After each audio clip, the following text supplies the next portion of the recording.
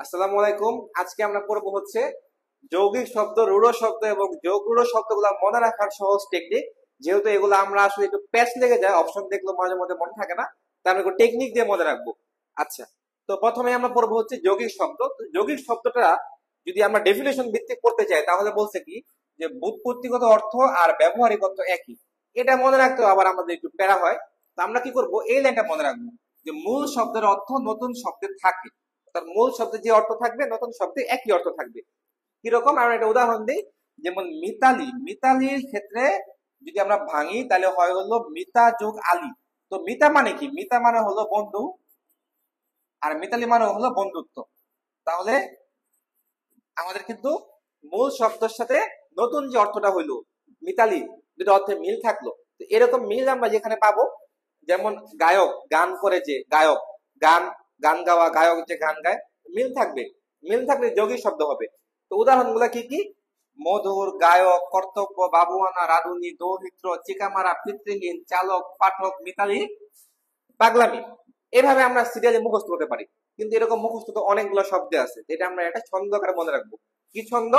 এই যে মধুর গায়ক কর্তব্য না করে বাবুয়ানা বাপ করে রাধুনী দৌহিত্রকে নিয়ে চিকা মারতে গিয়ে দেখলো পিতৃহীন চালক পাঠক মিতালির সঙ্গে পাগলামি করছে। এই লাইনটা আমরা মনে রাখবো। এটা তোমরা খাতায় লিখে ফেলো বা আপনারা খাতায় লিখে ফেলেন। এটা যদি আমরা মনে রাখি, আমরা এখানে মার্ক করে দিছি যে কোন কোন শব্দ এখানে যৌগিক শব্দ।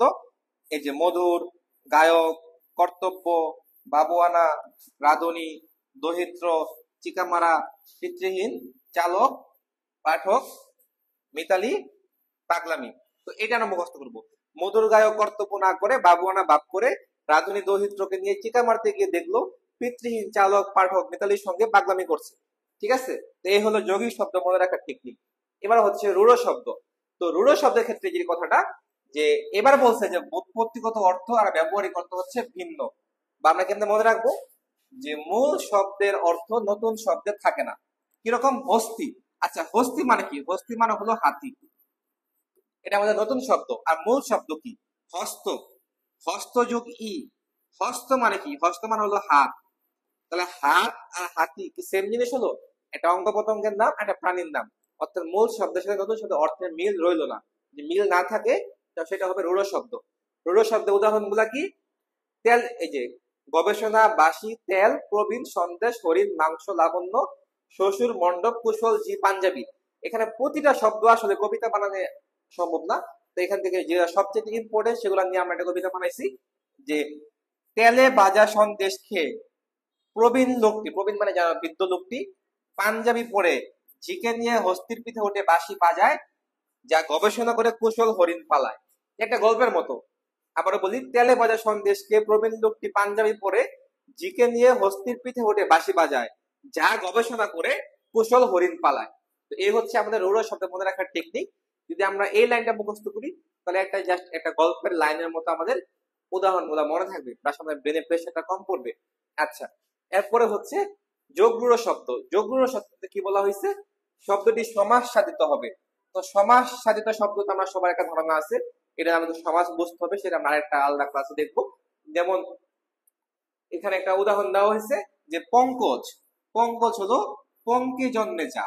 এখানে বলছে সমাস সমস্ত পদের সাথে ব্যাস বাক্যের অর্থের কোনো মিল নাই। পঙ্কজ হলো এক জিনিস, পঙ্কে জন্মে যা আর পঙ্কজ এই দুইটা অর্থের মধ্যে কোনো মিল নাই, দুইটা ভিন্ন জিনিস।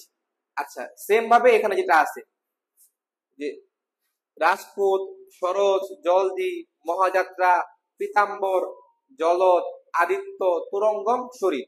এই উদাহরণগুলো হচ্ছে যৌগিক শব্দের এক্সাম্পল। এটাকে আমরা কেমন মনে রাখতে পারি? যে রাজপুত, বা আমরা এটা বলতে পারি রাজপুত্র, যার নাম হলো আদিত্য, তুরঙ্গমে চড়ে। তুরঙ্গম হচ্ছে একটা বাহন, একটা হাতির পিঠে বা ঘোড়ার পিঠে, এরকম একটা যে কোনো বাহন হিসেবে মনে রাখবো।